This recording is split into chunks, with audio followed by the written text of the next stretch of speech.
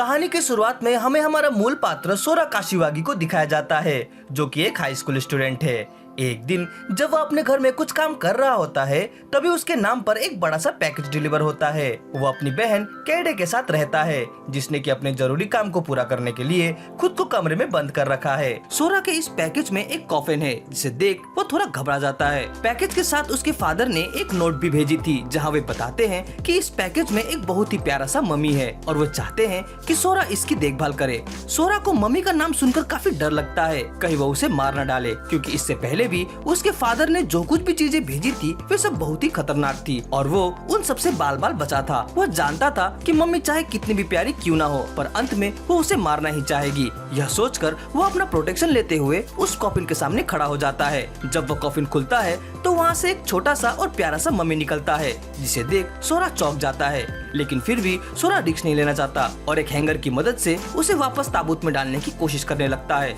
लेकिन इस पर वो मम्मी रोने लगती है, जिसे देख सोरा का दिल पिघल जाता है। सोरा को यह लगने लगता है कि ये जानलेवा तो नहीं है, पर फिर भी उसे वापस इजिप्ट भेजना ही होगा। मम्मी सोरा की बातों को समझ जाता है और वह विभिन्न तरीकों के संकेतों का इस्तेमाल कर सोरा से कहता है कि वो यहीं घर में रहना चाहता है और बदले में वो उसके घर के सारे कामों में मदद करेगा। इस पर सोरा कहता है कि तुम्हारे साइज को देखकर तो लगता नहीं कि तुम मेरी मदद भी कर सकोगे। इसे सुन बेचारा मम्मी फिर से रोने लगता है। उसे चुप कराते हुए सोरा उससे छोटी मोटी मदद लेने को तैयार हो जाता है, पर हमारा प्यारा मम्मी छोटी मोटी मदद करने में भी असफल हो जाता है। पिता के भेजे गए नोट में उन्होंने मम्मी के बारे में कई सारी जानकारियाँ लिखी थी, साथ ही वहाँ एक चेतावनी भी थी कि वह गलती से भी मम्मी की पट्टियाँ न खोले। इसे पढ़ने के बाद सोरा मम्मी संबंधी और भी कई सारी बुक्स पढ़ने लगता है, पर किसी में भी इस जैसे मम्मी के बारे में कोई जानकारी नहीं थी। आखिरकार सोरा ना चाहते हुए भी मम्मी को अपने पास रखने का डिसाइड कर लेता है और वह उसके लिए कोई नाम सोचने लगता है। तभी वहाँ सोरा का पेट डॉग पोची वहाँ आ जाता है। सोरा को लगता है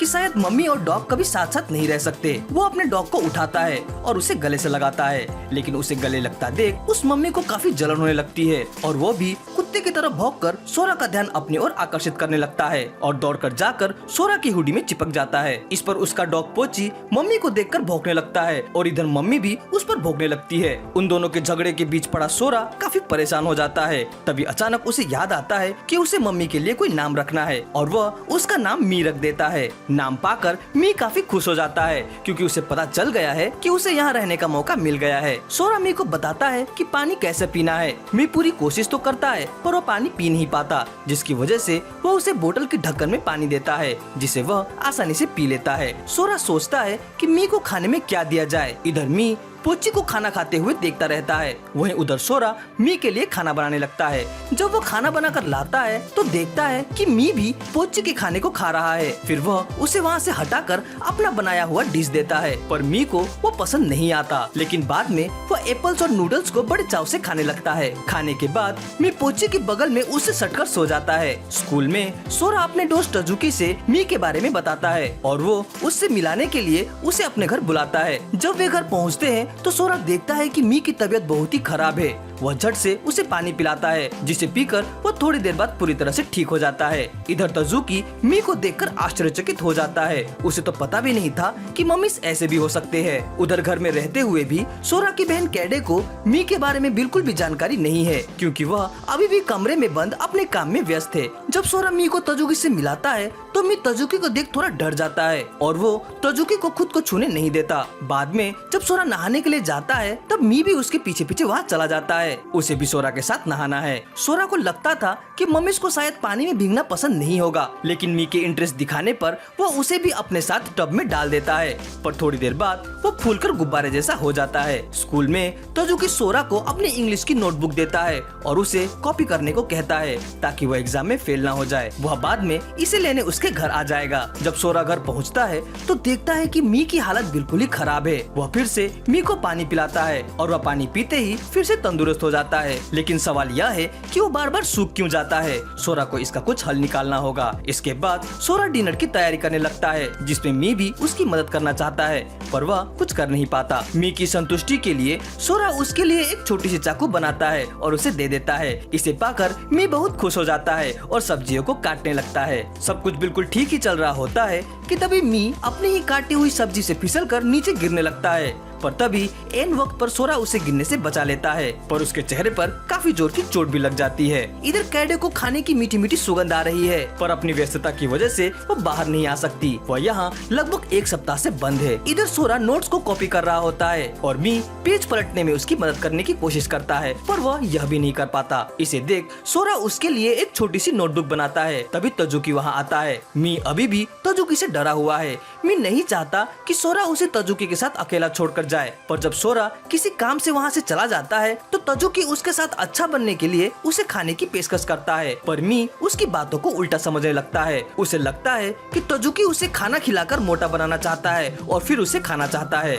इसके बाद तो मी तजुकी से और भी ज्यादा डरने लगता है। तजुकी के कुछ और प्रयासों के बाद जब मी उसके करीब आता है तो तजुकी उसे पकड़ लेता है और उसे दबाने लगता है। वो जानना चाहता है कि पट्टियों के अंदर आखिर क्या है। मी इस पर छटपटाने लगता है, लेकिन तभी सोरा वहाँ आ जाता है और तजुकी को मारते हुए कहता है कि ये पट्टियाँ उसकी स्किन है। फिर सोरा तजुकी को एक डॉग फूड देता है ताकि वो उसे मी को देकर उससे अपना संबंध अच्छा कर ले, और यह काम भी कर जाता है। लेकिन सोरा अब भी परेशान है। मी आखिरकार बार बार सूख क्यों जाता है। इसके समाधान हेतु सोरा इस निष्कर्ष पर पहुंचता है कि अब से वह मी को घर में अकेला छोड़ने के बजाय उसे अपने साथ स्कूल ले जाएगा। तजुकी को लगता है कि वो मजाक कर रहा है, पर सोरा सच में उसे स्कूल ले जाता है। सोरा ने मी को अपने बैग पर रखा है। क्लास में मी बार बार बैग से निकलने की कोशिश करता रहता है। सोरा मी से कहता है कि अगर वो बिना हिले डुले और बिना बात किए अगर एक खिलौने की तरह रहेगा तो उसे बाहर अपने डेस्क पर रख सकता है। मी मान जाता है और सोरा उसे अपने डेस्क पर रखता है। लेकिन तभी उनकी एक क्लासमेट जिसका नाम ऐशा है वो उसके पास आ जाती है और मी को देखने लगती है। सोरा ऐशा को कहता है कि एक बहुत ही अच्छी गुड़िया है, लेकिन ऐशा ने मी को छींकते हुए सुन लिया था, इसीलिए उसे उस पर थोड़ा शक होता है। सोरा बात घुमाते हुए कहता है कि अरे ये तो मैंने ही छींका था, और अगर उसे भी ऐसी गुड़िया चाहिए तो वह उसके लिए भी ला देगा। इसके बाद सोरा जल्दी से मी की तरह दिखने वाले कुछ खिलौने को तैयार करता है, लेकिन जब सोरा ऐशा को उनमें से एक चुनने के लिए कहता है तो वह गलती से मी को ही चुन लेती है। इसे देख सोरा काफी घबरा जाता है और वह ऐशा का पीछा करने लगता है। मी को ढूंढते हुए उनकी टक्कर एक ज़ॉम्बी जैसे दिखने वाले लड़के से होती है, जो कि उनकी कुछ खास मदद नहीं कर पाता। इधर ऐशा मी को अपने लॉकर रूम में छोड़ देती है। मी को भी सोरा के पास जाना है, इसीलिए जब वो वहाँ अकेला होता है तो सामने बने दीवार की छेद से वहाँ से निकलने की कोशिश करता है। इधर पीई क्लास में सोरा ऐशा को देख लेता है, पर उसके पास माइंड नहीं है। वो अपना रनिंग टास्क जल्दी से पूरा करता है और मी को ढूंढने लगता है। जब उस छेद से बाहर निकलने की कोशिश कर रहा होता है तो रास्ते में उसे एक चूहा दिखता है जो कि काफी एग्रेसिव मूड में है, और वह बेचारे मी को वहाँ से भगाने लगता है। इधर सोरा को पता चलता है कि ऐशा ने उसे अपने लॉकर रूम में रख दिया है। सोरा वहाँ जाने की सोचता है कि तभी घास के बीच से मी वहाँ पर प्रकट होता है, जिसे कि वो चूहा अभी भी भगा रहा था। लेकिन इससे पहले कि कोई उसे भागते हुए देख ले, तजुकी उसे छुपा देता है और वो उसे अपने साथ ले जाते हैं। बाद में ऐशा सोरा के पास आती है और उदास होते हुए कहती है कि उसने जो गुड़िया उसे दी थी वो उससे कहीं खो गई है। लेकिन तभी सोरा उसे एक नकली मी दे देता है, जिसे पाकर ऐशा काफी खुश हो जाती है। सोरा नोटिस करता है कि उसके साथ रहने पर मी का सूखना बंद हो गया है, इसलिए वो डिसाइड करता है कि वो अब से उसे अपने साथ ही स्कूल ले जाया करेगा। अगले दिन कैडे आखिरकार अपना काम खत्म कर ही देती है और अपने कमरे से बाहर निकलती है। जब वो टेबल पर कुछ खाने की चीजों को देखती है तो उसे लगता है कि सोरा ने जरूर अपने लिए बनाया होगा, लेकिन यह मी का खाना होता है जिसे कि वो अब तक नहीं जानती। तभी सोरा वहाँ आता है और उसे मी से इंट्रोड्यूस कराता है। कैडे को मी को देखकर कोई खास हैरानी नहीं होती, क्योंकि वह ऐसे अजीबोगरीब चीजों की अभ्यस्त है, लेकिन उसे मी का ताबूत बहुत पसंद आता है। वह कई दिनों से ऐसे ही एक ताबूत को चाह रही थी। उसके बाद सोरा हड़बड़ाते हुए स्कूल जाने के लिए निकलता है, लेकिन घर से बाहर निकलते ही वो चक्कर खाकर नीचे गिर जाता है। वास्तव में वह अचानक बीमार पड़ गया है। वह नहीं चाहता कि उसकी ऐसी अवस्था में कोई भी उसके पास आए, क्योंकि इससे बाकियों के भी बीमार पड़ने का खतरा था। मी कैडे से काफी घबराया रहता है, क्योंकि वह उसे अभी भी नहीं जानता है, लेकिन कैडे उसे बताती है कि उसे घबराने की जरूरत नहीं है। वो उस जैसे क्रिएचर से आए दिन मिलती रहती है। कैडे के कूल स्वभाव को देखकर मी भी काफी कंफर्टेबल हो जाता है और वे दोनों दोस्त बनने लगते हैं। तभी सोरा कैडे को कॉल कर उसे पानी मांगता है, लेकिन वह नहीं चाहता कि वह उसके पास आए। पर कैडे और माई दोनों ही उसके पास जाते हैं अपनी फुल प्रोटेक्शन के साथ, लेकिन इसके बावजूद भी सोरा उन दोनों को कमरे से बाहर निकाल देता है। इसके बाद कैडे मी के लिए खाना तैयार करती है और उसे पोची के साथ अकेला छोड़ देती है। लेकिन थोड़ी देर बाद मी यहाँ अकेले होने की वजह से रोने लगता है। जब सोरा किसी तरह उठकर अपने कपड़े बदलने के लिए कमरे से बाहर निकलता है तो पाता है कि मी फिर से ड्राई हो गया है और उसकी हालत भी खराब हो गई है। इस घटना से सोरा को यह पता चल जाता है कि उसके पास न रहने पर मी आखिर ड्राई क्यों हो जाता है। वास्तव में जब मी अकेला होता है तो वह सोरा को मिस करके रोने लगता है और बहुत रोने की वजह से वह सूख जाता है। इसके बाद सोरा उसे फिर से पानी पिलाता है जिसे पीकर मी फिर से तंदुरुस्त हो जाता है, पर सोरा बुखार की वजह से फिर से चक्कर खाकर गिर जाता है। अब जबकि सिचुएशन खराब हो चुकी है, सोरा कैडे और मी को अपनी देखभाल करने की अनुमति दे देता है। तजुकी भी सोरा से मिलने आता है। रात को जब सोरा के साथ उसकी मदद करने के लिए वहाँ कोई नहीं होता तो मी खुद उसकी मदद करने का डिसाइड करता है। वह किसी तरह टेबल पर चढ़कर वहाँ रखे पानी में डुबकी लगाता है और सोरा के सर पर चिपक जाता है ताकि उसका बुखार कम हो जाए। वह यह रात भर बार बार करते रहता है। अगले दिन जब सोरा जागता है तो उसकी हालत में तो काफी सुधार आ जाता है, पर बेचारा मी बीमार हो जाता है। मी की देखभाल करने के लिए सोरा स्कूल नहीं जाता। जब वह घर में उसकी देखभाल कर रहा होता है तभी अचानक मी उसे बाहर चलने को कहता है, पर सोरा उसे मना कर देता है क्योंकि बाहर काफी ठंड है और यह उसकी सेहत के लिए ठीक नहीं। पर मी बाहर जाने की जिद करने लगता है जिसकी वजह से सोरा को उसे बाहर ले ही जाना पड़ता है। बाहर निकलकर मी जल्दी से एक गड्ढा खोदने लगता है। इसमें पोची उसकी मदद करता है। जब वे एक गहरा गड्ढा खोद लेते हैं तब मी उसके अंदर घुस जाता है और कुछ देर तक वहीं रहता है। सोरा यह देखकर परेशान हो जाता है कि वो आखिर ये क्या कर रहा है। वे बाहर ही उसकी प्रतीक्षा करने लगते हैं। उधर स्कूल में तजुकी को कोई फॉलो कर रहा होता है पर हमें उसे नहीं दिखाया जाता। शाम हो चुकी है। पोची और सोरा दोनों काफी उदास हैं क्योंकि मी अभी तक उस गड्ढे से बाहर नहीं निकला है। उन्हें लगता है कि कहीं मी मर तो नहीं गया। वे काफी निराश हो जाते हैं, लेकिन तभी मी उस गड्ढे से बाहर निकलता है। ऐसा लगता है कि वो खुद को रिकवर करने के लिए जमीन के अंदर गया था क्योंकि अब वो काफी ठीक लग रहा है, पर उसे काफी ज्यादा भूख लगी है। सोरा उसे खाने को देता है और उसे खाते देख वो काफी प्रसन्न होता है। कैडे रात का खाना बनाने के लिए जुट जाती है। वो सोरा और मी के लिए कुछ हेल्दी फूड बनाना चाहती है, लेकिन इसी दौरान वो गलती से एक जादुई चश्मा पहन लेती है जिसे पहनते ही उसकी पर्सनालिटी बिल्कुल ही चेंज हो जाती है। वह सोरा को काफी परेशान करने लगती है। तभी वहाँ तजुकी आता है। वह तजुकी को भी उसी तरह परेशान करने लगती है, लेकिन तजुकी जल्दी से उसके चश्मे को उतार देता है और कैडे वापस नॉर्मल हो जाती है। इसके बाद डिनर करते हुए सोरा तजुकी को आज की सारी बातें बताता है। तजुकी कहता है कि उसे अभी भी मी के बारे में बहुत कुछ जानना बाकी है। डिनर के बाद तजुकी अपने घर के लिए रवाना हो जाता है। घर जाते हुए तजुकी महसूस करता है कि कोई तो उसे फॉलो कर रहा है। तजुकी रुक जाता है और उस फॉलो करने वाले को सामने आने को कहता है। जब वह तजुकी के सामने आता है तो तजुकी देखता है कि यह तो एक बेबी ओनी है। तजुकी उसे देख चौंकता नहीं क्योंकि अब तो उसे इन सब चीजों की आदत सी हो चुकी है। तजुकी सोचता है कि अगर उसने इस बेबी ओनी को अपने साथ रखा तो यह एक दिन बड़ा हो जाएगा और तब उसे काफी दिक्कत होगी। यह सोचकर वो वहाँ से चला जाता है, पर वह बेबी ओनी उसका पीछा करने लगता है। तजुकी उसे फॉलो ना करने की हिदायत देता है और उसे सोरा के घर का पता बताता है क्योंकि उसे लगता है कि सोरा का घर ही उसके लिए सही जगह है। लेकिन जब तजुकी अपने घर पहुंचता है तो पाता है कि बेबी ओनी भी उसके पीछे पीछे उसके घर तक आ गया है। लेकिन इस पर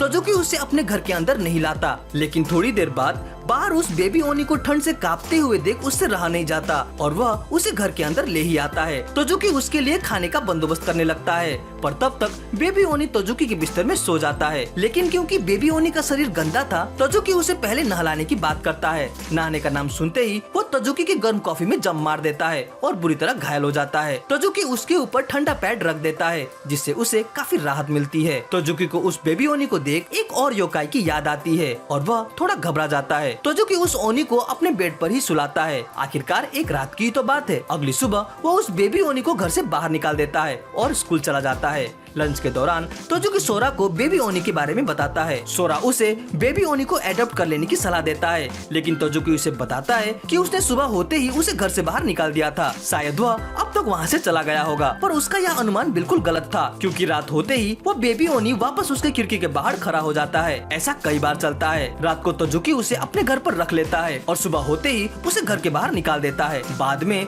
तजुकी की बहन के कहने पर वे आखिरकार उस ओनी बेबी को अपने साथ रख ही लेते हैं। अगले अगले दिन स्कूल जाते हुए तोजुकी सोरा से कहता है कि उसने बेबी ओनी को अपने साथ रखने का फैसला कर लिया है।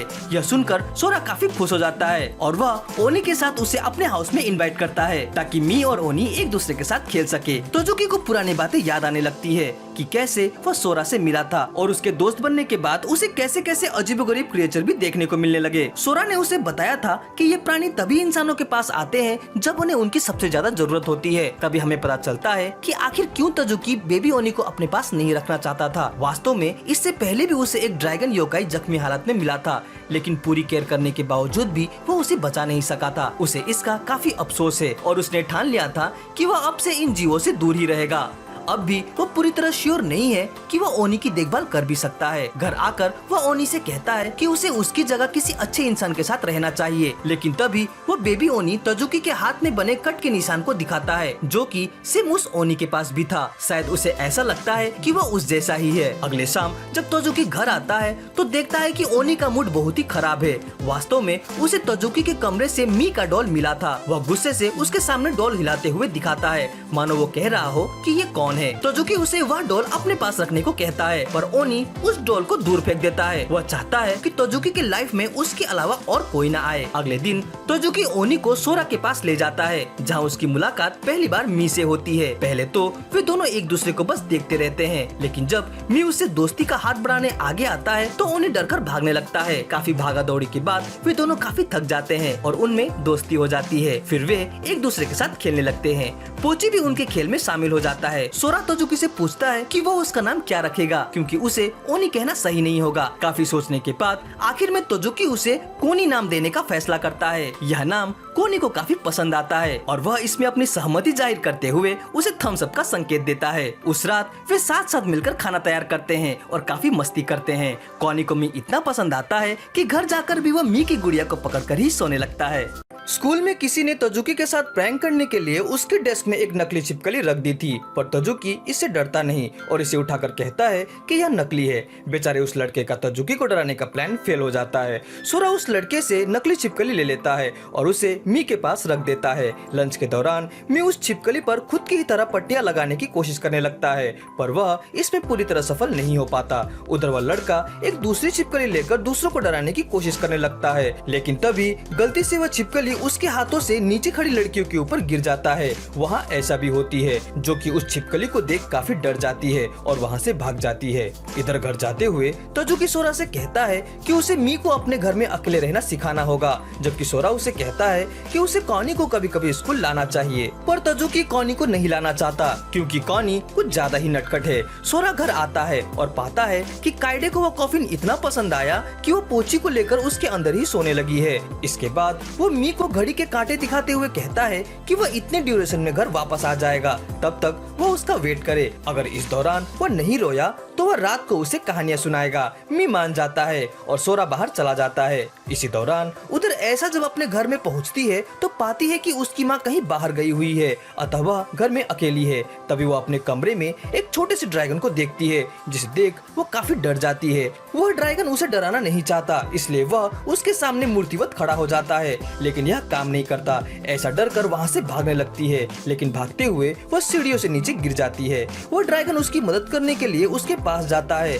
लेकिन इस पर भी ऐसा काफी डर जाती है और उसके ऊपर सामानों को फेंकने लगती है, पर वह ड्रैगन इससे खुद को बचा लेता है। इधर सोरा बाजार से घर आ ही रहा होता है कि उसे ऐशा के घर में कुछ आवाजें सुनाई देती है। क्या हुआ यह जानने के लिए वह उसके घर की तरफ जाने लगता है। ऐसा उसे बताती है कि उसके घर में एक बड़ी सी छिपकली आ गई है। जब सोरा उसके घर के अंदर जाता है तो देखता है कि उसके घर का हाल काफी बेहाल है। थोड़ा और ढूंढने पर सोरा को ऐशा के कबर्ड में एक छोटा सा ड्रैगन मिलता है। सोरा ऐशा को समझाता है कि यह कोई छिपकली नहीं है, बल्कि एक छोटा सा ड्रैगन है। फिर वह ड्रैगन उसे संकेतों के माध्यम से समझाता है कि उसने ऐशा पर हमला नहीं किया था, बल्कि वह तो डरकर भागने के दौरान सीढ़ियों से गिर गई थी। वह तो उसे बचाने की कोशिश कर रहा था। ऐसा को जब यह महसूस होता है कि सच में ड्रैगन की कोई गलती नहीं थी, तो वह उस ड्रैगन से माफी मांगने लगती है और उन दोनों में दोस्ती भी हो जाती है। इधर इधर घर में मी टाइम पास करते हुए उस टॉय लिजर्ड को बैंडेज लगाने लगता है और इस बार वो इसमें सफल भी हो जाता है। सोरा ऐसा और ड्रैगन को लेकर अपने घर जाता है और तजुकी को भी वहाँ बुलाता है। जब मी सोरा को घर में घुसते हुए देखता है तो वह खुशी से दौड़कर उसके पास जाने लगता है, लेकिन तभी उसके साथ ऐशा को देखकर वह रुक जाता है और हड़बड़ाकर मूर्तिवत खड़ा हो जाता है। तभी सोरा मी को रिलैक्स होने को कहता है और ऐशा को योकाई के बारे में बताता है। इस दौरान मी और वह ड्रैगन एक दूसरे के साथ खेलने लग जाते हैं। तभी वहाँ तजुकी भी कॉनी के साथ पहुँचता है, पर वो वहाँ उस ड्रैगन को देखकर चौंक जाता है क्योंकि ये उसे उसके पहले वाले ड्रैगन की याद दिला रहा था। उन्हें पता नहीं कि ड्रैगन क्या खाते हैं। वे उसे अलग अलग तरह के डिश देने लगते हैं, पर उस ड्रैगन को इनमें से कोई भी पसंद नहीं आता। तब मी उसके लिए डॉग फूड लेकर आता है, पर उसे यह भी उतना पसंद नहीं आता। तभी उधर काइडे जाग जाती है। वह यह देखकर चौंक जाती है कि सोरा घर में किसी लड़की को ले आया है। उसे लगता था कि सोरा को बस लड़कों में ही इंटरेस्ट है, लड़कियों में नहीं। फिर वे काइडे को ड्रैगन के बारे में बताते हैं, जो कि अभी तक बस कुछ ही चीजों को खा सका था। आखिरकार काफी मेहनत करने के बाद वे उस ड्रैगन की पसंदीदा खाने का पता लगा ही लेते हैं। इसके बाद ऐशा अपने ड्रैगन को एक नाम देती है, ईशो। ऐशा को घर छोड़ते वक्त वह सोरा से पूछती है कि वो मी से कैसे मिला। वह कहता है कि मी को उसके फादर ने उसे भेजा था, पर वह उसे दुखी नहीं करना चाहता था और उसने उसे वापस भेजने की भी कोशिश की, पर मी नहीं माना। उसने सोरा के साथ ही रहने की इच्छा जताई। ऐसा इसे सुनकर थोड़ी भावुक हो जाती है और वह भी ईशो को अपने साथ रखने का निश्चय करती है। फिर सोरा उसे कहता है कि उसे इन योकाई के एग्जिस्टेंस के बारे में किसी को नहीं बताना है, वरना इसके जान को खतरा हो सकता है। वह मान जाती है। अगले दिन स्कूल में ऐशा के दोस्त अपने पेट्स के बारे में बात कर रहे होते हैं। जोश में आकर ऐशा भी ईशो के बारे में कहने ही वाली होती है कि रुक जाती है। सोरा और तजुकी यह सब सुन रहे होते हैं। घर जाते हुए वो ऐशा को बताते हैं कि उसे इसके बारे में केयरफुल रहना चाहिए। अगर वह ईशो के बारे में कुछ शेयर करना चाहती भी हो तो वह सोरा या तजुकी को यह सब शेयर कर सकती है। फिर सोरा ऐशा को छत में लंच करने के लिए इनवाइट करता है। घर आकर सोरा काइडे से कहता है कि इस संडे ऐशा और ईशो उसके घर आ रहे हैं। यह सुनकर काइडे काफी एक्साइटेड हो जाती है। तभी मी थोड़ा स्ट्रेंज बिहेव करने लगता है। वास्तव में उसकी पीठ में खुजली हो रही है और उसके नन्हे हाथ वहाँ तक नहीं पहुँच पा रहे। तब सोरा उसके पीठ को खुजला देता है। इसे देख काइडे कहती है कि मी उसके छोटे भाई जैसा है। सोरा भी इस पर हामी भरता है और कई सारे ऐसे किस्से बताता है जहाँ उसने एक बड़े भाई की तरह उसकी जिम्मेदारी ली थी। मी को उसके केयर की जरूरत है, पर यह बात मी के दिल में चुभ जाती है। वह मानता है कि वह कोई बच्चा नहीं है। संडे का दिन आता है। सभी लोग सोरा के घर में आते हैं। वे तीनों योकाई भी एक दूसरे को देख काफी खुश होते हैं और प्यार से गले मिलते हैं। जब सोरा, तजुकी और ऐशा आपस में बात कर रहे होते हैं तो उधर ड्रैगन ओनी और मी को अपने पीठ पर बिठाकर हवा की सैर करा रहा होता है। तजुकी इस छोटे से ड्रैगन को उड़ता देख चौंक जाता है। तभी ऐशा उनसे कहती है कि वो उन्हें कुछ दिखाना चाहती है। यह था ईशो के द्वारा लिखा हुआ लेटर। वे दोनों यह देखकर चौंक जाते हैं कि ड्रैगन ने इतनी जल्दी पढ़ना लिखना कैसे सीख लिया। ऐसा उन्हें कहती है कि ईशो बहुत स्मार्ट है, वह सब कुछ बहुत ही जल्दी सीख जाता है। इसे सुनते ही तजुकी उसे इंग्लिश के अल्फाबेट सिखाने लगता है और वह ड्रैगन सच में इसे आसानी से सीख भी लेता है। इसे देख तजुकी सरप्राइज हो जाता है। फिर ड्रैगन बाकी दोनों को भी पढ़ना लिखना सिखाने लगता है। वे भी काफी कुछ सीख जाते हैं और एक दूसरे के लिए कुछ कुछ लिखने लगते हैं। फिर मी सोरा को एक लेटर लिख कर देता है जिसमें लिखा था ऑलवेज टुगेदर। इसे देख सोरा काफी खुश हो जाता है। फिर ईशो भी ऐशा को एक लेटर देता है जिसमें उसने लिखा था थैंक यू फॉर एवरीथिंग। और अब कॉनी की बारी थी। वह भी तजुकी के लिए एक लेटर लिखता है। तजुकी कहता है कि ओनी थोड़ा बेवकूफ है, उसने जरूर किसी खाने का नाम ही लिखा होगा। लेकिन जब वह लेटर पढ़ता है तो उसमें लिखा होता है व्हाट डू यू थिंक। इस पर तजुकी उसकी थोड़ी सी चुटकी लेता है, जिस पर गुस्सा होकर कानी तजुकी को मारने लगता है। वास्तव में उनके प्रेम करने का तरीका कुछ ऐसा ही है। खाने के बाद उन्हें योकाई द्वारा रखे गए कुछ और हिडन नोट्स मिलते हैं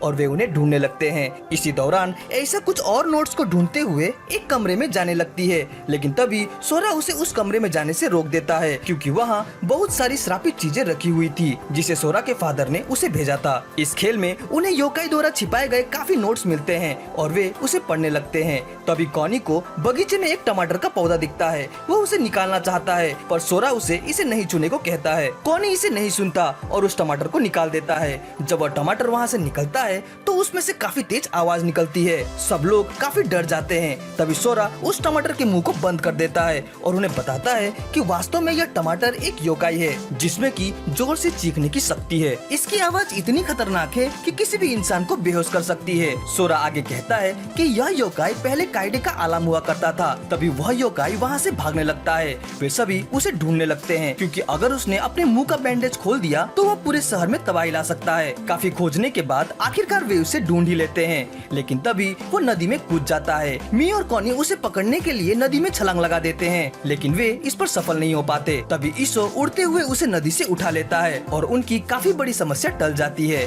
सभी काफी खुश होते हैं, पर मी उदास है क्योंकि उससे सच में कुछ भी काम ठीक से नहीं हो पाता। इसके बाद वे उस टमाटर योकाई को जमीन में गाड़ देते हैं, लेकिन इधर मी अभी भी मायूस है। पर फिर भी अपने दोस्त को ठंड लगते देख वो उसे चादर उड़ा देता है। इसके बाद वे दोनों सोरा के घर से विदा लेने लगते हैं। तीनों योकाई भी हाथ हिलाते हुए एक दूसरे को बाय बाय करने लगते हैं। बाद में नहाते हुए सोरा सामने रखे आईने को देख खुश होता है क्योंकि इसमें मी ने ऑलवेज टुगेदर लिखा हुआ था, जबकि वहीं मी बाथ टब का आनंद ले रहा होता है। इधर ऐशा देर तक पढ़ाई करने के बाद बिना नहाए ही सीधे सोने चली जाती है। ईसो उसका वेट कर रहा था, पर उसे सोता देख वो खुद ही अकेले नहाने चला जाता है। लेकिन जब ऐशा अपना मूड बदलकर नहाने को तैयार होती है तो देखती है कि ईसो तो पहले ही नहा चुका है। इधर रात को सोरा मी को एक कहानी पढ़कर सुनाता है, जिसे सुनकर मी के आंखों से आंसू बहने लगते हैं और वे साथ साथ सोने लगते हैं। इधर ईसो सोते वक्त ऐशा की काफी केयर करता है और वह उसके कपड़ों को सहजने लगता है। इधर जब तजुकी सोने की कोशिश करता है तो काने उसे बार बार डिस्टर्ब करता रहता है, जिसके कारण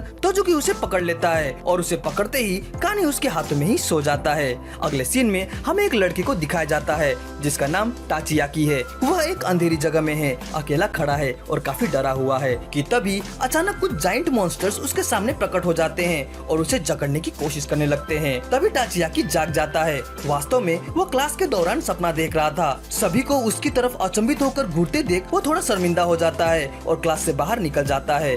जाते हुए उसकी टक्कर सोरा से हो जाती है और वह उसके ऊपर ही गिर जाता है। इधर तजुकी और ऐशा छत में लंच के लिए सोरा का इंतजार कर रहे होते हैं। तभी सोरा वहाँ आता है, ताचियाकी को अपने पीठ पर लिए हुए। वास्तव में ताचियाकी को इन्फर्मरी से भी निकाल दिया गया है, इसलिए सोरा उसे अपने साथ ले आया है। ताचियाकी को देख उन्हें ऐसा लगता है कि वो जरूर एक स्ट्रॉन्ग नाइटमेयर से परेशान है। तभी अचानक ताचियाकी जाग जाता है और चिल्लाते हुए ऐसा पर पंच मार देता है, पर सोरा फुर्ती दिखाते हुए ऐसा को बचा लेता है। वह उन्हें खुद से दूर रहने को कहता है और अपना गुस्सा दिखाता है। तभी तजुकी उसके पास आता है। तजुकी की खतरनाक आंखें को देख ताचियाकी थोड़ा घबरा जाता है और वहाँ से चला जाता है। बाद में सोरा और ताचियाकी का फिर से आमना सामना हो जाता है। सभी ताचियाकी को काफी वियर्ड तरीके से देखते हैं क्योंकि लोगों के समक्ष उसका रेप्यूटेशन कुछ खास अच्छा नहीं है। पर सोरा ताचियाकी की मदद करना चाहता है और वह उसे अपने घर बुलाता है। वो जानना चाहता है कि उसकी परेशानी आखिर है क्या। ताचियाकी अपने अपार्टमेंट में अकेला रहता है। उसके माता पिता ने उसे घर से बाहर निकाल दिया था क्योंकि उसे नींद में चलने की आदत थी और सोने के दौरान वो थोड़ा एग्रेसिव हो जाता है और घर की चीजों को तोड़ने लगता है। डॉक्टर भी उसके इस परेशानी का समाधान नहीं निकाल सके हैं। उसकी ये समस्या बचपन से ही उसके साथ है और वह इसे हटाने का हर तरह का प्रयास कर चुका है, पर सफल नहीं हो सका। सोरा उसकी बातों को ध्यान से सुनता है। उसकी समस्या को खत्म करने के लिए सोरा उसे एक योकाई का एम्यूलेट देता है, जिसे कि माना जाता है कि यह नाइटमेयर को खाता है। वो ताचियाकी को यह नहीं बताता कि यह सचमुच में रियल है, बस एक विश्वास के तौर पर वो यह उसे थमा देता है। फिर वो ताचियाकी को अपना फोन नंबर देता है, यह कहकर कि मुसीबत में वो उसे कॉल कर सकता है। रात को ताचियाकी उस एम्यूलेट को अपने सिरहाने के नीचे रखकर सो जाता है। देर रात अचानक ताचियाकी की आंख खुलती है। वह यह देखकर चौंक जाता है कि एम्यूलेट में बना क्रिएचर बाकू उसके सामने बैठा है और उसके नाइटमेयर को खा रहा है। वो डरकर सोरा को कॉल करता है। उसे लगता है कि वो उसकी आत्मा को खा रहा है। बहुत रात होने के बावजूद भी सोरा उसके घर आता है। उसे बाकू को देख काफी खुशी होती है क्योंकि उसने पहली बार बाकू को देखा था। फिर सोरा उसे अपने हाथों में उठाता है और फिर ताचियाकी को उसे पकड़ने के लिए देता है। ताचियाकी डरते हुए ही सही उसे पकड़ता है। उसके स्पर्श से ताचियाकी को काफी अच्छा लगता है। इसके बाद सोरा ताचियाकी को मी से मिलाता है और उसे योकाई के बारे में सब कुछ बताता है। अगले दिन सोरा नींद पूरी न होने की वजह से काफी अलसाया सा रहता है क्योंकि उसकी पूरी रात ताचियाकी को योकाई के बारे में बताने में गुजर गई थी। वो तजुकी और ऐसा को भी इसके बारे में बताता है। ऐसा बाकू को टच करने की इच्छा जाहिर करती है, पर ताचियाकी उस दिन स्कूल नहीं आता। केवल उस दिन ही नहीं, वो अगले 4 दिनों तक स्कूल नहीं आता। 4 दिन बाद जब ताचियाकी स्कूल आता है तो वह पूरी तरह से फ्रेश लग रहा होता है। सभी उसे पहली बार इतना फ्रेश देखकर चौंक जाते हैं। वो बताता है कि वो इन 4 दिनों में भरपूर सोया है। वो अपनी पिछली हरकत के लिए सोरा और उसके दोस्तों से माफी मांगता है और अब वो सोरा के ग्रुप का नया मेंबर है। लंच के लिए ताचियाकी और ताजुकी सोरा और ऐसा का वेट कर रहे होते हैं, पर उन दोनों में कोई बातचीत नहीं होती।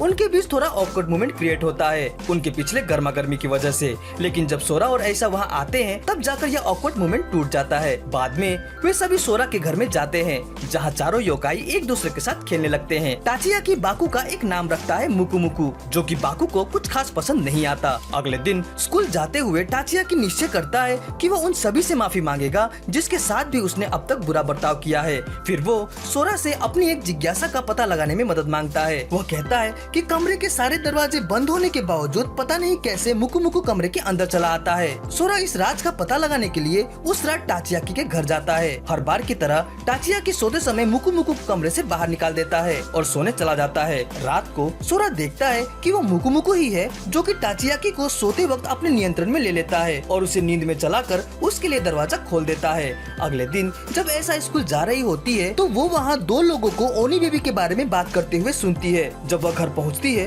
तो देखती है कि ईशो के साथ ओनी वहाँ पर मौजूद है। बाद में जब वे चारों साथ में होते हैं तो ऐसा ओनी के इस तरह अकेले घूमने के बारे में बात करती है। उसका इस तरह से घूमना खतरे से खाली नहीं है। तो जो कि कहता है कि हमें इनके लिए एक टेम्परेरी केयरटेकर रखना चाहिए। तभी सोरा कहता है कि उसकी नजर में एक जगह है जहां हम इन्हें स्कूल के दौरान सुरक्षित रख सकते हैं। अगली सुबह सोरा उन्हें एक श्राइन में ले जाता है जहां वो एक स्टेचू से बात करता है। स्टेचू को बात करते देख वे सभी काफी चौंक जाते हैं। वास्तव में ये स्टेचू सोरा के ग्रैंडपा की है जो कि बात भी कर सकते हैं। सच में सोरा की फैमिली बिल्कुल ही अजीब है। फिर वे इसी जगह योकाई को दिन भर के लिए रखने की बात करते हैं। तभी एक औरत सोरा के पीछे प्रकट होती है और उसे जकड़कर अपने साथ ले जाती है। सोरा के दोस्त सब देख काफी घबरा जाते हैं और उनके पीछे पीछे जाने लगते हैं। कमरे में जाने पर वे देखते हैं कि सोरा उस औरत के साथ कॉफी का आनंद ले रहा था। फिर सोरा उन्हें उस औरत से इंट्रोड्यूस कराते हुए कहता है कि ये यहाँ की गॉडेस है। यह सुनकर वे सभी उसके सामने सिर झुकाते हैं। वह गॉडेस उन्हें यह यकीन दिलाती है कि उनके योकाई यहाँ पर बिल्कुल सुरक्षित रहेंगे। इसके बाद वे चारों अपने स्कूल के लिए निकल जाते हैं। स्कूल के बाद वे उन्हें वापस लेने आते हैं। उन्हें यह देख काफी अच्छा लगता है कि वे चारों उस जगह पर काफी खुशीपूर्वक रहे थे। अगले दिन वे फिर से अपने योकाई को उसी जगह पर छोड़ते हैं। खेलने के दौरान मुकु मुकु से वहाँ का एक दरवाजा खुल जाता है। दरवाजे के उस पार एक कीड़ा होता है जिसे देख मैं उसे पकड़ने के लिए दरवाजे के पार चला जाता है। दरवाजा खुला पाकर गॉडेस उसे बंद कर देती है। उन्हें यह पता नहीं था कि मी दरवाजे के बाहर है। इधर मी वापस जाना चाहता है पर दरवाजा बंद होने की वजह से वो दूसरा रास्ता खोजने की कोशिश करता है और बाहर निकल जाता है। बाहर किसी की मौजूदगी को देख मी काफी घबरा जाता है। लेकिन तभी मी को वहाँ एक ओनी मिलता है। उस ओनी को लगता है कि मी अकेला है और खो गया है। वह उसे अपने घर ले जाता है कि तभी बारिश होने लगती है। इधर गॉडेस देखती है कि 4 में से एक योकाई मिसिंग है और वो उसे ढूंढने में लग जाती है। इधर ओनी के घर जाते हुए मी को रास्ते में कई सारे योकाई दिखते हैं जिन्हें देख वो भौचक्का रह जाता है। आखिर में मी ओनी की कैब में पहुंच जाता है। ओनी उसे बारिश रुकने तक वहां रहने की सलाह देता है पर मी इसे उल्टा समझ लेता है। उसे लगता है कि वह उसे यह कह रहा है कि वह अब कभी घर नहीं जा सकता। यह सुनकर मी रोने लगता है। उसे चुप कराने के लिए ओनी उसे एक ग्लोइंग मशरूम देता है ताकि वो अंधेरे में अपने घर की तरफ जा सके। पर मी को लगता है कि वह उसे एक जहरीली मशरूम खिलाना चाहता है। बाद में किसी तरह मामला शांत होने पर मी उसे समझाता है कि उसे गॉडेस के टेंपल में वापस जाना ही होगा। वह ओनी उसे वहाँ पर सेफली ले जाने का प्रॉमिस करता है। जब बारिश रुक जाती है तो वह ओनी मी को लेकर वापस श्राइन की ओर जाने लगता है।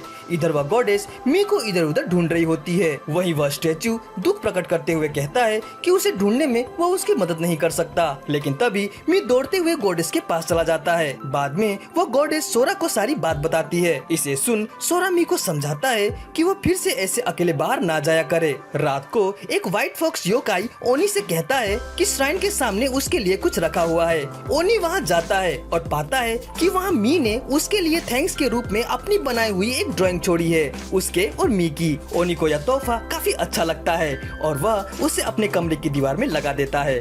तजुकी की बहन काफी गुस्से में है। वह कोनी की शिकायत करते हुए तजुकी से कहती है कि कोनी ने उसकी केक खा दी जो कि उसे सोरा ने दी थी और ये एक बार नहीं है। कोनी बार बार ऐसा करता रहता है। ये उसके लिए काफी स्पेशल थी। यह कहकर वह रोने लगती है। तजुकी इस पर कोनी से बात करता है पर कोनी इसे सुनने को तैयार नहीं। इसे देख तजुकी को काफी गुस्सा आता है और वह कोनी से कहता है कि वो इसी वक्त घर छोड़कर चला जाए क्योंकि वो उसके लिए काफी प्रॉब्लम क्रिएट करता है। इसे सुन कोनी को अपने पुराने दिनों की याद आती है जब लोग लोग उसे पत्थर फेंक कर मारा करते थे, जो कि उसे अकेले होने का एहसास कराती है। पर अब कोनी को इन सब से कोई फर्क नहीं पड़ता, इसलिए वह तजुकी की बातों को इग्नोर करते हुए वहीं पर सो जाता है। अगली सुबह जब तजुकी जागता है तो पाता है कि कोनी घर में नहीं है। स्कूल में सोरा और उसके दोस्त अपने अपने योकाई के बारे में बात करते हैं। सोरा कहता है कि मी केवल अपने लेटर में ऑलवेज टुगेदर और एप्पल ही लिखता है, वो इससे परेशान है। ताचियाकी उसे कहता है कि इसमें परेशान होने वाली कोई बात नहीं है, मी वही लिखता है जो वो लिखना जानता है। यहाँ इन लोगों की बातें हो रही है, पर वहाँ तजुकी गुमसुम है। उसे कोनी की चिंता हो रही है। तजुकी को गुमसुम देख सोरा उससे पूछता है कि क्या बात है, तुमने आज सुबह कोनी को श्राइन में क्यों नहीं लाया।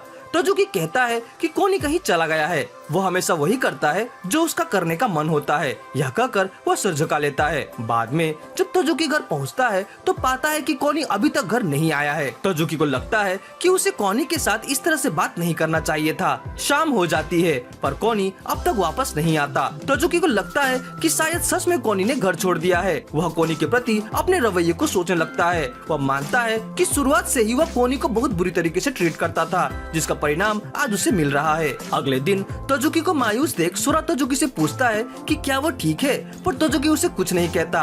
पूरे दिन वो कोनी की सोच में ही खोया रहता है। इस दौरान उसके साथ काफी गलतियां भी होती है। अंत में वो अपनी परेशानी सोरा को शेयर कर ही देता है। कोनी के गायब होने की बात सुनकर सोरा चौंक जाता है और वह तजुकी से कोनी को ढूंढने की बात करता है, पर तजुकी कहता है इसकी कोई जरूरत नहीं, क्योंकि कोनी खुद ही घर छोड़कर चला गया है। भले ही तजुकी ने यह बात कह दी, पर वह अब भी कोनी के लिए काफी परेशान है। क्लास के बाद जब बाकी दोस्तों को भी कोनी के बारे में पता चलता है तो वो भी उसे ढूंढने की बात करते हैं, पर तजुकी उसे ढूंढने से मना कर देता है। उधर डे केयर में बाकी योकाई भी कोनी को काफी मिस कर रहे होते हैं। घर जाते हुए तजुकी को अपने पास्ट की कुछ बातें याद आती है। जब वह उस ड्रैगन योकाई को किसी से बचाते हुए भाग रहा था, वह आदमी उस योकाई को मार डालना चाहता था, पर तजुकी के काफी कोशिश करने के बाद भी वह आदमी उन्हें ढूंढ ही लेता है और उन पर हमला कर देता है। ये घटना आज तक एक बुरी याद के तौर पर तजुकी को झंझोड़ कर रख देती है। तजुकी से अब रहा नहीं जाता और वह भागते हुए कोनी को ढूंढने लगता है। इधर सोरा और ग्रुप भी कोनी को ढूंढने के विषय में बात करते हैं। उन्हें यकीन है कि कोनी उन्हें जरूर मिल जाएगा।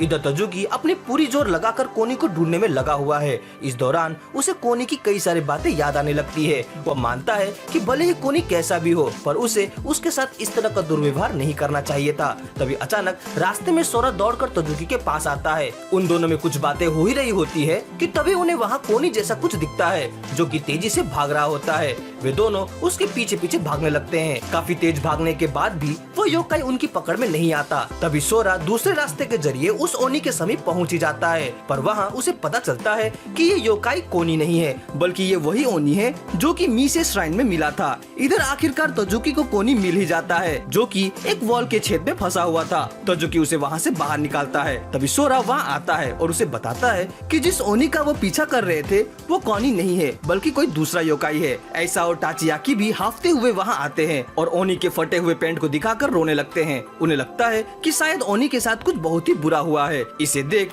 सोरा ओनी को ढूंढने के लिए वहाँ से निकलता ही है कि तजुकी उसे रोक देता है और कहता है कि उसने कोनी को ढूंढ लिया है। तभी सभी की नजर कोने में खड़े कोनी पर पड़ती है, जो कि अपनी इज्जत बचाने के लिए एक फूल को पकड़े हुए था, क्योंकि उसके पास उसकी पैंट नहीं थी। उसे देख सभी खुशी से रोने लगते हैं। श्राइन में भी सभी कोनी के वापस आने पर काफी खुश होते हैं और उसका स्वागत भी करते हैं। तजुकी कोनी को कहता है कि उसके यहाँ ना रहने पर सभी को उसकी काफी फिक्र हो रही थी, और अब जबकि वो यहाँ वापस आ गया है सभी काफी खुश है। कोनी इसे ध्यान से सुनता है। घर जाते हुए तजुकी उसे समझाता है कि जो भी कोनी ने किया वह गलत था, पर जो उसने किया वह भी गलत था, इसलिए वह इसके लिए माफी मांगता है। फिर वह उसे कहता है कि इस दौरान उसे रियलाइज हुआ कि कोनी उसके जीवन में कितना महत्व रखता है, इसलिए वह उसका साथ कभी नहीं छोड़ना चाहता है। वो हमेशा उसकी रक्षा करेगा। इसे सुन कोनी बहुत ही भावुक हो जाता है और उसकी आंखों से आंसू बहने लगते हैं, क्योंकि आज तक उसे ऐसा प्यार कभी नहीं मिला था। इधर सोरा जब डे केयर से घर पहुंचता है तो वह अपने सामने एक बॉक्स और एक लेटर को पाता है। लेटर को पढ़ने पर उसे पता चलता है कि ये बॉक्स फिर से उसके फादर ने भेजी है, जिसमें उन्होंने लिखा है कि ये गिफ्ट उसके पहले की गिफ्ट की तरह अजीब बिल्कुल नहीं है, पर बॉक्स को हिलते हुए देख तो ऐसा नहीं लगता। उसी समय तजुकी सोरा के घर आता है और उसे बुलाने लगता है, लेकिन सोरा नहीं चाहता कि इस वक्त तजुकी उसके घर आए, इसलिए वह तजुकी को अपने घर में ना होने का बहाना देता है। लेकिन तजुकी भी सोरा को जानता है। उसे उसकी बातों पर भरोसा नहीं होता, इसलिए वह पीछे के दरवाजे पर आकर बैठ जाता है। सोरा उसे बताता है कि उसने उसे यहाँ आने से इसलिए रोका था क्योंकि उसके फादर ने फिर से उसके लिए एक गिफ्ट भेजा है और यह खतरनाक भी हो सकता है, पर तोजुकी को इससे कोई फर्क नहीं पड़ता। फिर वे दोनों उस गिफ्ट के आगे खड़े हो जाते हैं। तभी वो बॉक्स अपने आप खुल जाता है और उसमें से ब्लैक फॉग निकलने लगती है।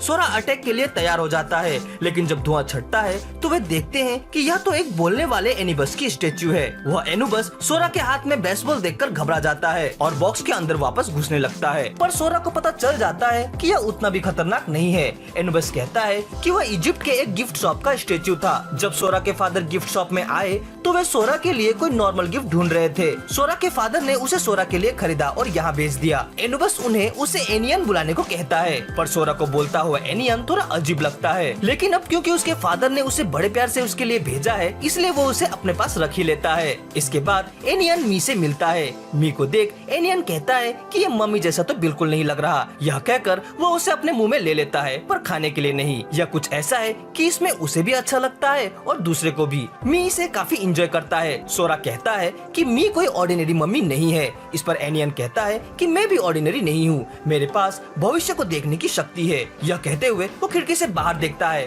और कहता है कि आज बारिश होने वाली है, पर यह तो कोई भी बता सकता था। फिर वह सब्जियों को देख कहता है कि आज डिनर में करी बनने वाली है। उसके ऐसे बातों को सुन सोरा और तोजुकी को लगता है कि एनियन की फ्यूचर देखने वाली बातें सब बकवास हैं। मी को एनियन के साथ खेलता देख सोरा को लगता है कि एनियन कुछ हो ना हो पर मी का बेस्ट फ्रेंड जरूर हो जाएगा। तभी तोजुकी को एनियन वाले बॉक्स में कुछ और भी दिखता है। सोरा उसे बॉक्स से दूर होने को कहता है क्योंकि ये उसके लिए जानलेवा भी हो सकता है। एनियन कहता है कि ये इजिप्ट का सैंड है जिसे सोरा के फादर ने उसके लिए भेजा है। इसे सुनने के बावजूद भी सोरा एहतियात बरतते हुए उस सैंड को एक कंटेनर में डालता है।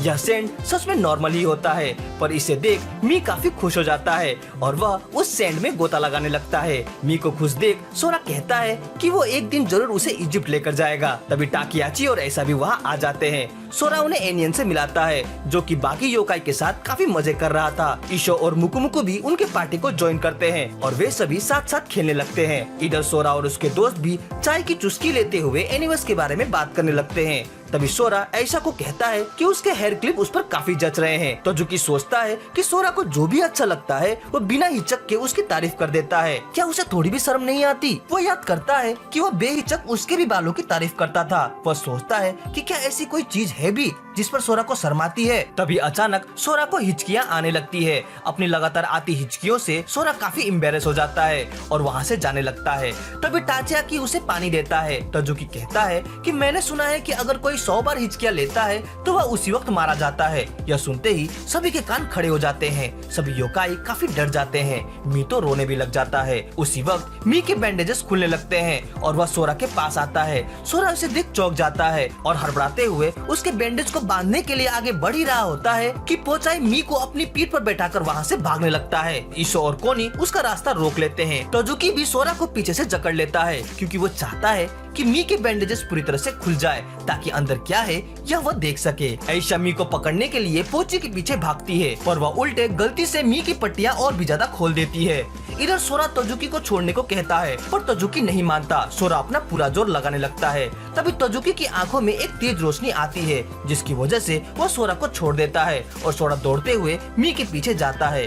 थोड़ा आगे पहुंचने पर पोचाई रुक जाता है। आखिर में सोरा को पता चलता है कि ये सब तो मी और उसके दोस्तों का एक नाटक था ताकि सोरा की हिचकियों को बंद कर सके। उन्होंने 100 हिचकियों वाली बात को कुछ ज्यादा ही गंभीरता से ले लिया था।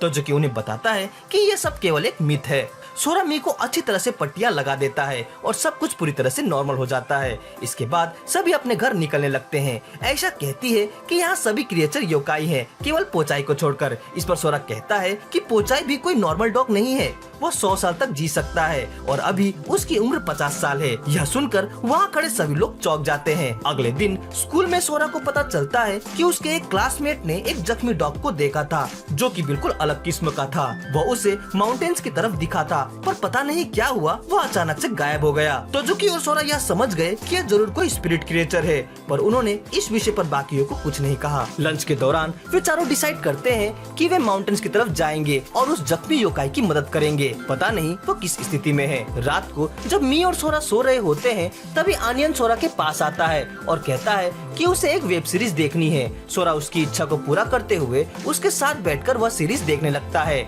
अगले दिन सोरा और ग्रुप अपने योकाई को डे केयर में छोड़ने जाते हैं, पर मी सोरा को छोड़ना नहीं चाहता। वास्तव में कल रात उसे एक बहुत ही बुरा नाइटमेयर आया था और जब उसकी आंखें खुली तो सोरा भी उसके पास नहीं था, इसलिए वह सोरा को छोड़ना नहीं चाहता। इसे सुनकर श्राइन गॉड मी को इसका एक समाधान देते हैं। वे मी के ऊपर एक टैग चिपका देते हैं ताकि कभी भी मी अगर सोरा से अलग हो जाए तो वह टैग सोरा को मी को ढूंढने में मदद करेगा। स्कूल के बाद सोरा और ग्रुप उस जख्मी स्पिरिट को ढूंढने माउंटेन की ओर जाने लगते हैं। यह माउंटेन काफी भयावह चीजों के लिए बदनाम था। वास्तव में यह एक अफवाह थी ताकि लोग और स्पिरिट एक दूसरे से दूर रह सके।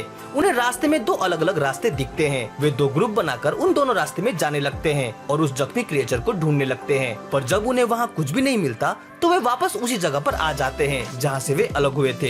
तभी अचानक सोरा को कुछ सेंस होता है। तजुकी उन्हें दिखाते हुए कहता है कि यह देखो, यहाँ जो रास्ते थे वो मर्ज होकर एक हो गए हैं। वे सभी चौंक जाते हैं। तभी उन्हें एक म्यूजिक सुनाई देता है। ये उन्हें किसी फेस्टिवल के साउंड जैसा लगता है। इसे सुन सोरा को कुछ याद आता है। एक बार सोरा को स्पिरिट गॉड फेस्टिवल का इन्विटेशन मिला था। वो तजुकी के साथ वहाँ जाना चाहता था, पर तजुकी ने जाने से इनकार कर दिया क्योंकि वह स्पिरिट से ज्यादा ह्यूमन के साथ मेलजोल बढ़ाना ठीक समझता था। उसकी बातों को सुन सोरा ने भी कभी स्पिरिट फेस्टिवल में जाने की इच्छा नहीं की। सोरा गंभीर होते हुए कहता है कि ये समय स्पिरिट फेस्टिवल का है और बिना इनविटेशन के स्पिरिट फेस्टिवल में आना अलाउड नहीं है। तभी अचानक उस जगह का पूरा रंग रूप ही बदल जाता है और वहाँ 3 स्पिरिट बैठे हुए नजर आते हैं जो कि उन्हें इनविटेशन पास दिखाने को कहते हैं। सोरा कहता है कि उनके पास कोई इनविटेशन नहीं है। वास्तव में वो यहाँ किसी को ढूंढते हुए आ भटके हैं। यह सुन वो स्पिरिट काफी गुस्सा हो जाते हैं और बड़े से डरावने रूप में बदलकर उन पर हमला करने को तैयार हो जाते हैं। सोरा उनसे कहता है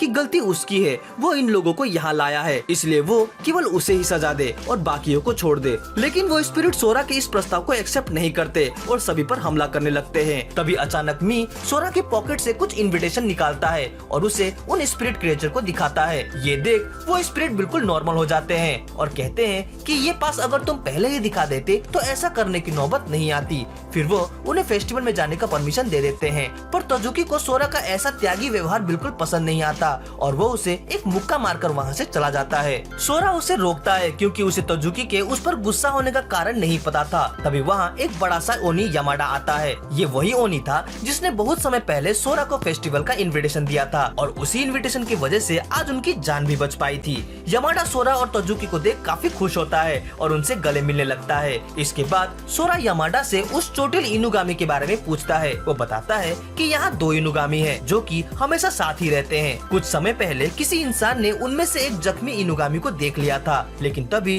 दूसरे इनुगामी ने जल्दी से वहाँ पहुंचकर उसकी जान बचाई थी। चलते चलते वे उन इनुगामी के यहाँ पहुँच जाते हैं जो कि एक दूसरे के साथ झगड़ रहे थे। लाल वाला इनुगामी नीले वाले को पटक कर वहाँ से भाग जाता है। नीला वाला इनुगामी भी दूसरे डायरेक्शन में भाग जाता है। इसे देख सोरा और तजुकी को अपनी लड़ाई याद आती है और वे उन दोनों इनुगामी को समझाने के लिए उनके पास जाते हैं। सोरा ब्लू इनुगामी के पास जाता है जो कि रो रहा था। सोरा उससे पूछता है कि क्या वो इसलिए रो रहा है क्योंकि उसने अपने दोस्त को तकलीफ पहुंचाई है। वो इनुगामी सिर हिलाते हुए हाँ में इसका उत्तर देता है। फिर वह उसे दोस्ती का सही मतलब समझाने लगता है। उधर तजुकी भी रेड इनुगामी से यही सब कह रहा होता है और किसी तरह आखिर में वे उन दोनों को मना ही लेते हैं। उधर फेस्टिवल में एक आदमी उन स्पिरिट क्रिएचर को चकमा देकर अंदर घुस जाता है। यहाँ सोरा और तजुकी के बीच के हालात भी सुधर जाते हैं। फिर यामाडा उन सभी को एक बहुत ही सुंदर वाटरफॉल को दिखाने ले जाता है जहाँ वो दोनों इनुगामी एक दूसरे के साथ खेलने लगते हैं। वे सभी वहाँ रेस्ट कर ही रहे होते हैं कि तभी वहाँ एक स्पिरिट आता है और उनसे एक ह्यूमन के बिना परमिशन के फेस्टिवल में घुसने की बात करता है। इसे सुन सोरा झट से मी की तरफ देखता है, लेकिन मी वहाँ नहीं होता। वास्तव में उस इंसान ने मी को वहाँ से चुरा लिया था। सोरा काफी घबरा जाता है और मी को इधर उधर ढूंढने लगता है। यामाडा उसे सांत्वना देते हुए कहता है कि उसे घबराने की जरूरत नहीं है, स्पिरिट उस किडनैपर को आसानी से ढूंढ लेंगे। लेकिन तभी उन्हें पता चलता है कि वो किडनैपर स्पिरिट्स के ट्रैक से बाहर हो गया है। इसे सुन सोरा और अधिक उदास हो जाता है। तभी टाचियाकी उसे याद दिलाता है कि श्राइन गॉड ने उस पर एक टैग चिपका दिया था, शायद उसकी मदद से वो मी को ढूंढ सके। इधर वो आदमी मी को पकड़कर उसे मार्केट में हाई प्राइस में बेचने की बात करता है कि तभी मी के पास से वह टैग निकलकर आसमान में उड़ने लगता है। तभी तजुकी आसमान में उस टैग को देख लेता है। उन्हें मी के लोकेशन का पता लग जाता है, पर वहाँ तक पहुँचने का रास्ता बहुत कठिन है, पर सोरा हार नहीं मानता और किसी तरह उन इनुगामी की मदद से आखिर में उस वाटरफॉल के ऊपर के चट्टान तक पहुंच जाता है। इधर वह आदमी मी से निकले हुए टैग की रस्सी को तोड़ने की कोशिश कर रहा होता है, लेकिन जब तक कि वो उसे तोड़ता तब तक सोरा वहाँ पर पहुँच जाता है और उस आदमी पर हमला कर देता है। भले ही वह आदमी सोरा से ज्यादा ताकतवर था, पर जंगल के स्पिरिट से वो कैसे बच पाता। वो उसे जकड़ लेते हैं और उस पर एक जोरदार बिजली का वार होता है। खैर पूरा मामला शांत हो जाता है और सोरा को मी भी मिल जाता है। इसके बाद सोरा और ग्रुप को उस इंट्रूडर को पकड़ने के लिए जंगल के स्पिरिट्स गॉड्स उन्हें पुरस्कार के तौर पर कुछ बॉक्सेस देते हैं। सोरा उन बॉक्सेस में से एक बॉक्स श्राइन गॉड को गिफ्ट के रूप में देता है, क्योंकि उनकी वजह से ही यह सब संभव हो पाया था। इसके बाद वे सभी सोरा के घर में चले जाते हैं। बाकी योकाई उनसे काफी नाराज हैं, क्योंकि वे उन्हें फेस्टिवल में नहीं ले गए। वे सभी योकाई को इसके लिए माफी मांगते हैं और अगली बार उन्हें फेस्टिवल में जरूर से ले जाने की बात करते हैं। इसके बाद सोरा फेस्टिवल में मिले बॉक्स को खोलने के लिए रेडी हो जाता है, पर इससे पहले कि सोरा उसे खोले वो सभी को आगाह कर देता है कि इन स्पिरिट बॉक्सेस में कुछ भी हो सकता है, अतः वो अपना अपना डिफेंस ले ले। फिर सोरा सावधानी से उस बॉक्स को खोलने लगता है कि तभी अचानक सीन शिफ्ट होता है और हमें एक फेस्टिवल का एनवायरनमेंट दिखाया जाता है। वास्तव में उस बॉक्स में फेस्टिवल का सेट था, जिसमें वे सभी कोमोनो पहनकर भाग लेते हैं। सारे योकाई काफी खुश हैं, क्योंकि उन्होंने पिछले वाले फेस्टिवल को मिस जो किया था। सभी उस फेस्टिवल में काफी एंजॉय करते हैं। वे वहाँ कई तरह के गेम खेलते हैं, कई तरीके के पुरस्कार भी जीतते हैं और इस तरह उनकी शाम काफी खुशगवार बीतती है। सोरा सभी से कहता है कि वो हमेशा उन सब के साथ इसी तरह रहना चाहता है। वह चाहता है कि वे हर वेकेशन में साथ साथ रहे, साथ साथ घूमने जाए। इसके बाद सभी अपने अपने फेवरेट डेस्टिनेशन की बात करने लगते हैं। इस बीच तोजुकी सोरा को देखकर कहता है कि हम हमेशा साथ रहेंगे। अगले दिन सोरा और मी साथ साथ ब्रेकफास्ट करने के लिए बैठते हैं। मी बड़े ही डिसेंट तरीके से खाना खाने की कोशिश करता है, पर उससे यह काम भी ठीक तरीके से नहीं हो पाता। इस पर सोरा उसकी मदद करता है और फिर वे साथ साथ मिलकर घर के बाकी कामों को करने लगते हैं। और यहीं पर how to keep a mummy का यह सीजन यहीं पर समाप्त हो जाता है। उम्मीद करता हूँ कि आपको मेरा यह एक्सप्लेनेशन अच्छा लगा होगा। अगर अच्छा लगा हो तो कमेंट जरूर करें। वीडियो अच्छी लगी हो तो इसे लाइक और कमेंट जरूर करें। हमसे जुड़ने के लिए चैनल को सब्सक्राइब करें। तो मिलते हैं अपने अगली वीडियो में। Sign out.